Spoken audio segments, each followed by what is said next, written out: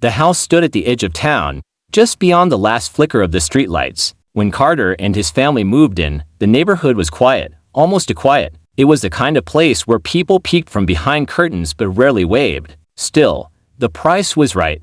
And the house was beautiful, tall, old, with wooden beams and stained glass windows that shimmered in the morning light. It started on the very first night. Carter was tucking in his 5-year-old daughter, Lily, when she tilted her head slightly and asked, "Daddy, why is the house singing?" Carter paused, confused. He asked her what she meant, and she just pointed to the walls. "It hums, like a song, but it doesn't have words." Carter stayed in the room for a while, but he didn't hear anything unusual, just the faint creaks and groans of an old house settling in the wind. He kissed Lily goodnight and turned off the lights, but as he walked down the hallway, he thought he caught something low, soft, almost like a vibration crawling through the floorboards. By the end of the week, Lily had changed. She stopped playing with her toys and spent hours sitting still in the living room, facing the wall with her eyes wide open. Sometimes she would whisper, and when Carter leaned in to hear her, she would simply say, "Not for you, Daddy." One evening, Carter and his wife, June, were in the kitchen when the humming grew louder this time. Both of them could hear it. It wasn't mechanical,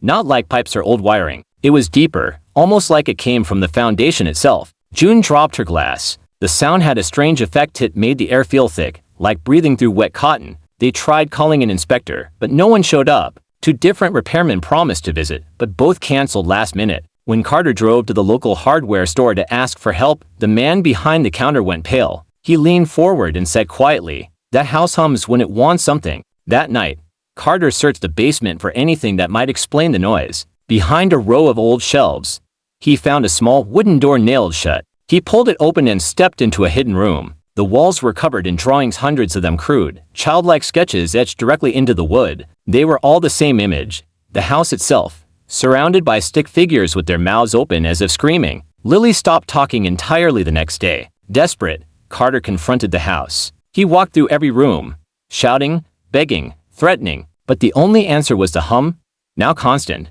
vibrating through his bones. He tried to take Lily away, but the moment they stepped outside, she screamed in a voice that wasn't hers, clawing at her father until he carried her back inside. June left the house one morning and never came back. Her phone rang endlessly, but no one answered. Carter checked the street cameras. She had simply walked down the road and vanished. Now Carter sits in Lily's room every night, listening to the hum. It is no longer a sound. It's a voice. It speaks to Lily, and sometimes it speaks to him. The words are just beneath the edge of understanding, like a forgotten language spoken in dreams. The house is patient. The house is hungry, and Carter knows he will never leave.